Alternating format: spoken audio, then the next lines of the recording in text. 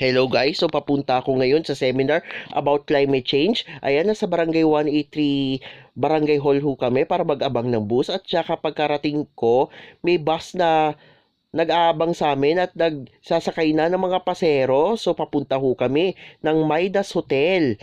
So second time ko nang pumunta, ayan, may mga sasakay pa lang. Kasama namin yung mga adults, young adults, at saka yung mga young people. Ayan, so napakaluwag naman ng kalsada at hindi naman masyadong traffic.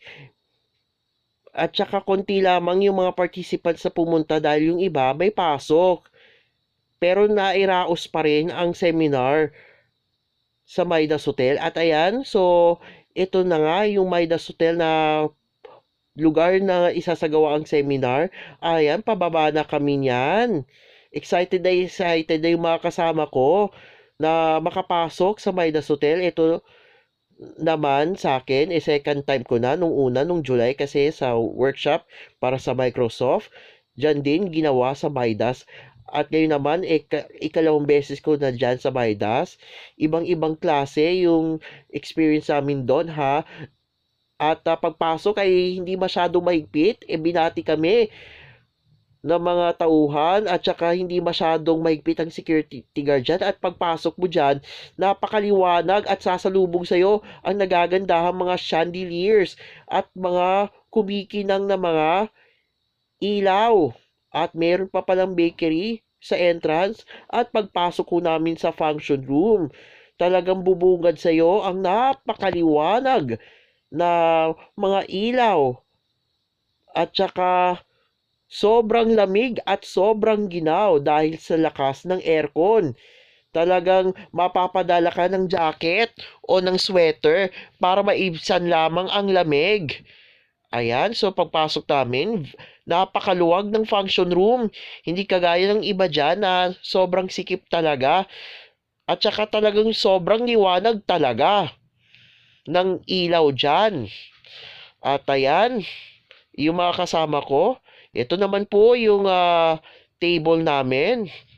At saka itong mga staff ay busy-busy para sa isasagawang seminar. At ayan na nga po yung research person namin. Nagbibigay na siya ng mga reports, insights, at kaalaman kaugnay ng climate change na nangyari sa ating bansa. Ayan. Pagkatapos ng lesson, nagsagawa naman ng group activity na magtatalakay sa problem and solutions. Ayan, so habang ako, video ng video dyan, sila naman, busy-busy sa paggawa ng mga ng group activities na i-represent namin sa harap.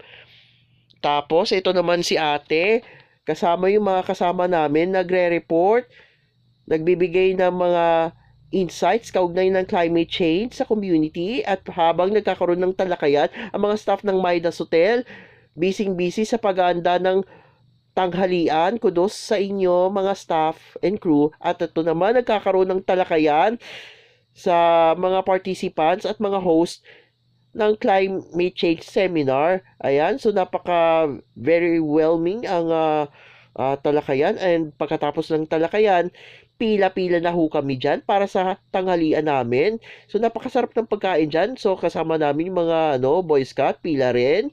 Mga Young at Heart, kasama rin. Ayan, nagpapakaway din yung mga Boy Scouts namin. At ito naman yung aking pagkain. Kunti lang ang kinain ko dyan kasi hindi ko favorite yung adobo pusit. Hindi ko kinakain kasi.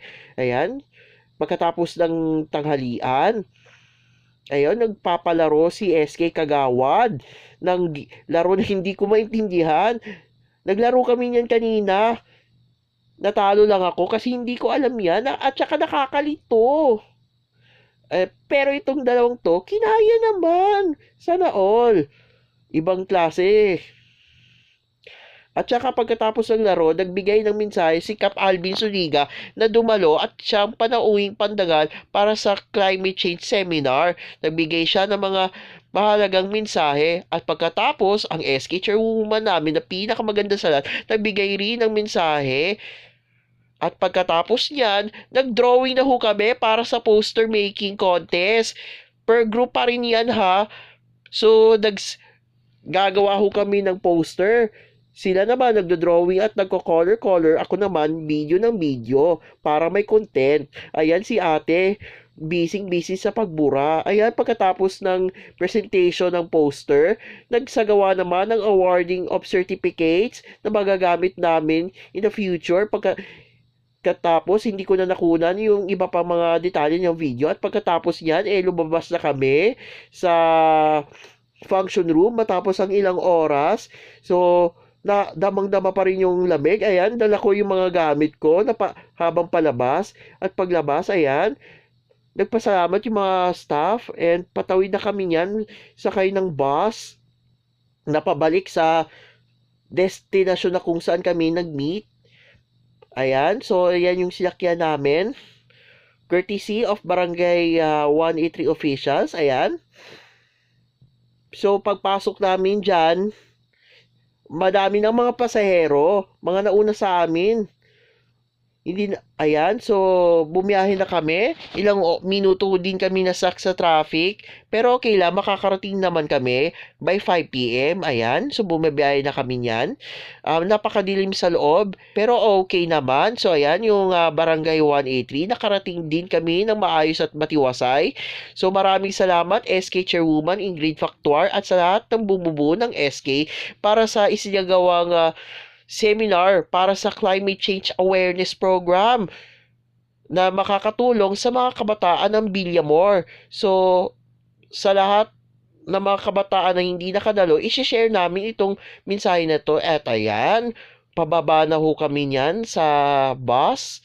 Diyan sa harap ng barangay, na kung saan doon din kami nag-assembly kaninang umaga. Ayan, so paunahan kami bumaba niyan. Pero so far, very memorable sa akin itong seminar na ito kasi marami akong mga bagong nakilalang kaibigan. Ayan.